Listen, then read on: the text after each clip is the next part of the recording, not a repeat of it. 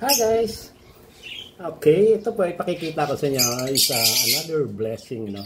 Well, kasi yung mga bago kong pares ngayon is agad-agad ito meron ng blessings agad, no? May itlog na, no? Pakikita ko sa inyo. Ayan po siya, no? So, September 22.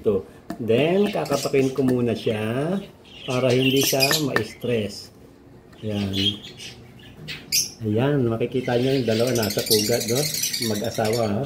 At makikita nyo, ayun ang itlog. Ayan. Okay. At medyo relax sila, no? Hindi sila yung na-rappel. Ayan. Ayan po yung itlog niya, no?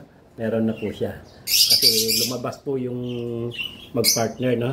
Pero at least, mostly kung stress yan, agad-agad magugulat yan, aalis agad sa nest box nila yan. So, it's a good sign na tawag dito, hindi sila stress, maganda yung kondisyon nila. Ito po sinasabi ko, base lamang po sa aking mga karanasan, no? At kaalaman, no?